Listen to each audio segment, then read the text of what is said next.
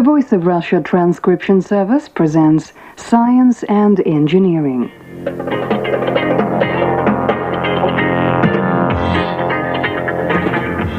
Today, rescue workers demonstrate their skill, patching up the ozone layer and the effects of music on human health.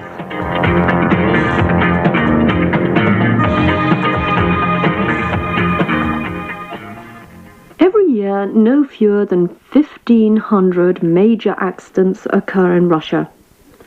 These are, of course, grim statistics, but a ministry for emergency situations now exists in the country, and its rescue teams appear promptly at the scene of major accidents.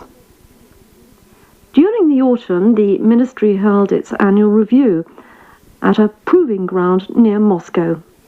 Some details from our science correspondent, Boris Belitsky. The first to arrive at the scene of the crash, a burning aircraft, was a reconnaissance helicopter. The pilot immediately radioed a message for firefighters and rescuers. The response was prompt. Two huge Ilyushin 76 firefighting planes were quick to arrive. They dropped several dozen tons of water on the fire. Meanwhile, in the air, parachutists unfurled their multicolored chutes. The parachutists descended so as to form a circle around the burning plane. The purpose was to prevent the fire from spreading and not allow anyone into the danger zone. Then another brightly colored helicopter appeared on the scene and began hovering over the ground. A chute was lowered, and a team of rescuers virtually rolled out of it.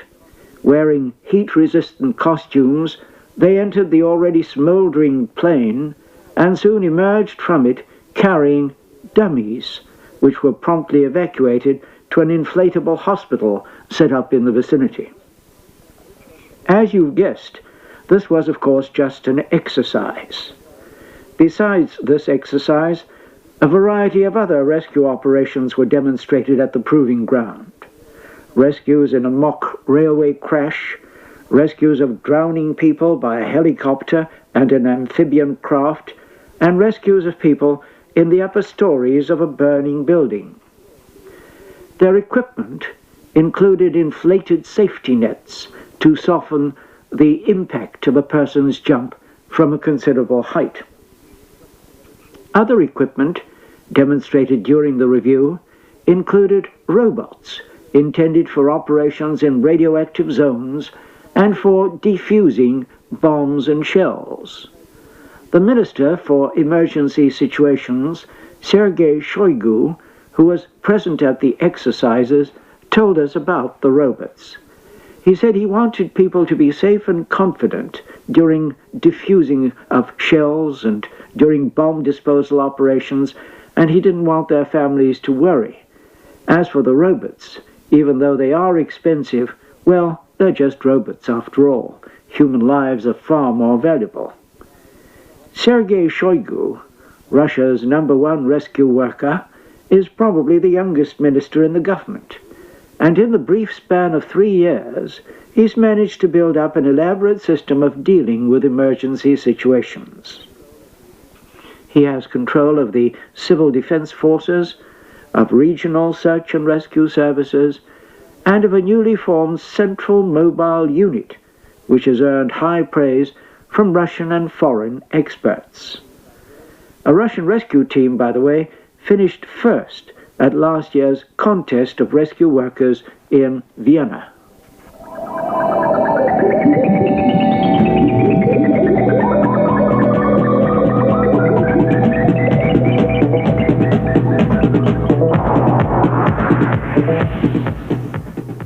And now, as usual, question time.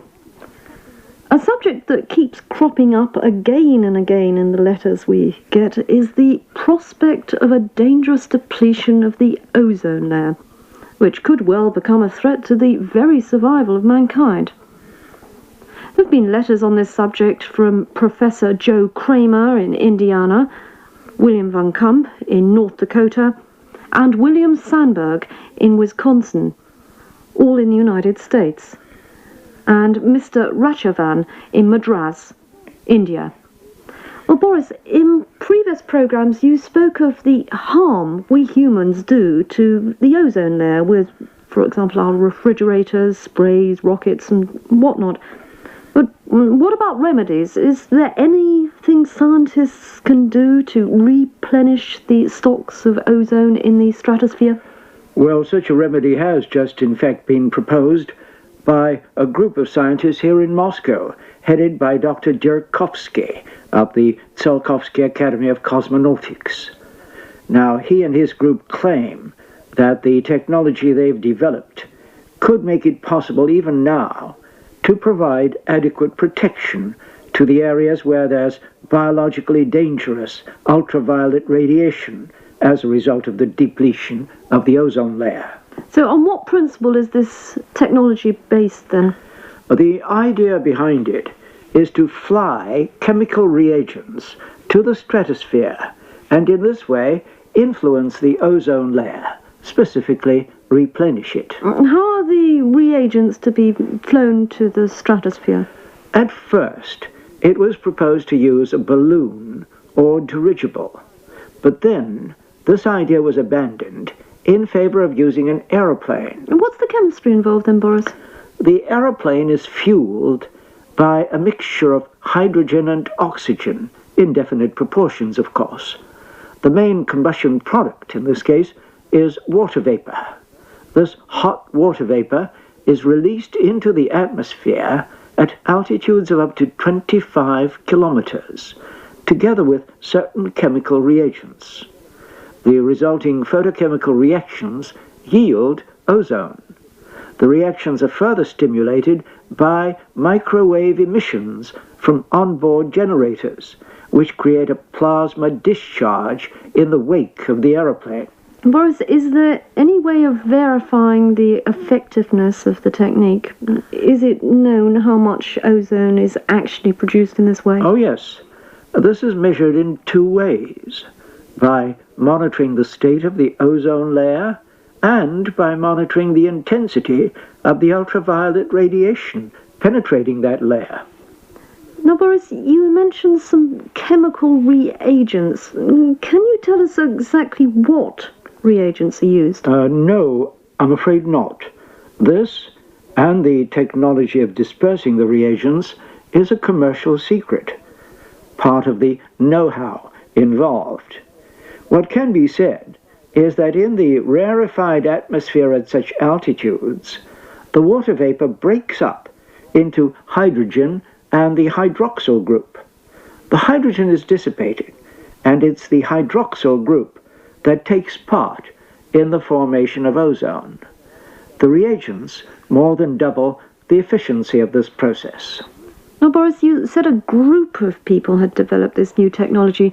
Who are they, and what institutions do they represent then? In addition to Djerkovsky, whom I already mentioned, there are Dr. Andreev and Dr. Popov of the Tupolev Aviation Research Complex, Dr. Petrov of the Central Aerological Observatory, and Dr. Timashov of the Karpov Physico-Chemical Institute. They're all helping Djerkovsky to translate his idea into a workable technology. And how will this technology work exactly? The group are developing a flying laboratory to monitor the state of the ozone layer, atmospheric pollution, the radiation situation, and of course various emergencies. The chief designer of this aircraft is Dr. Pukhov of the Tupolev complex. What sort of a plane will this be then? It will be a refitted Tupolev 144 supersonic airliner. The plane will have Kuznetsov hydrogen and oxygen engines, whose exhaust will consist mainly of water vapor. It will also carry containers with the necessary chemical reagents and microwave generators, creating a plasma discharge. Ground-based instruments will monitor the ultraviolet radiation in the frequency range dangerous to human beings. But tell us, Boris, can this technology be used to replenish the ozone layer over a large area then? No. At this experimental stage, the effect can only be local. But the local effect has already been tested and verified in lab conditions. It's hoped that in future the effect can be extended. Well, that's certainly encouraging. And now, Boris, let's turn to a subject more in tune with the Christmas season. Several listeners, for example, Anu Nai in Bombay, India, are interested in the effects of music on people's moods and life in general. And also Geoffrey Lund in Lancashire, England, is even more specific. He's interested in the effects of religious music. Boris, tell us, is there a definitely established link between music and human emotions? I think this has been proved beyond any reasonable doubt. Ever since the most ancient times, people have used music to influence their emotional state. Take the American Indians. The beat of the tom-tom meant so much to them. Rhythm, it has been established, has an organizing effect on human motion. No less effective than the tom-tom of the American Indians is the music of the Central African drums. Since ancient times, music has played an important part in all major rites: birth, puberty, wedding, death. There have been elaborate incantations for health, fertility, rain, and of course victory at war. But what about present times, Boris? Does music today influence our emotions, and through those emotions, our physiological functions? Undoubtedly. And studies in this country confirm it. Such studies were even conducted as part of the early space program. The space program, but why? Before the first manned flight, psychologists feared the effect of sensory deprivation on a cosmonaut performing a solo flight. Now, what do you mean by sensory deprivation, Boris? All the sounds of everyday life to which we're constantly exposed on the ground would be missing in space. And these are, after all, stimuli to which we're accustomed from birth on, if not earlier. How were these experiments conducted, though? In what are called isolation chambers. A person who had spent some time in an isolation chamber would suddenly hear music played. Now, the effect of this upon his or her emotional state was assessed by registering physiological functions. The reaction would sometimes be extremely profound. Could you give us an example of this? In the case of one female subject, the effect exceeded all expectations. Quite unexpectedly for her, at the end of her stay in the isolation chamber, she suddenly heard a recording of Rachmaninoff's Second Piano Concerto. From the very first chords, the girl seemed to become rigid, her gaze fastened on a fixed point. Her eyes filled with tears, and her breathing became deep and uneven. Her emotions were in fact so profound that a lab assistant watching the experiment was frightened and began urging the physician in charge to stop the experiment. Now, I've heard it said, Boris, that in this age of the technological revolution, emotions are losing their significance in people's lives. Is that true? Oh, no. Most experts would object to that and point out that a human being is not, or at least ought not be, an automaton. A person's work should always involve emotions. The problem is, of course, under study, and in fact the World Health Organization has called it a very important problem of human health, especially the aspects of it that are connected with emotional stress. Now, Boris, Geoffrey Lund is particularly interested in the possible healing effects of music, well, more specifically, church music. Quite a few studies in this country suggest that in the case of many disorders, basically, of course, neurological, such an effect is indeed possible, since music, as I said, influences a person's emotional state. Church music, in its solemn and majestic beauty, cannot but have a profoundly calming, uplifting, and indeed healing effect on normal people. Are you speaking of Russian church music, Boris, which Geoffrey is particularly interested in? Well, no, not necessarily. I would say rather simply good church music.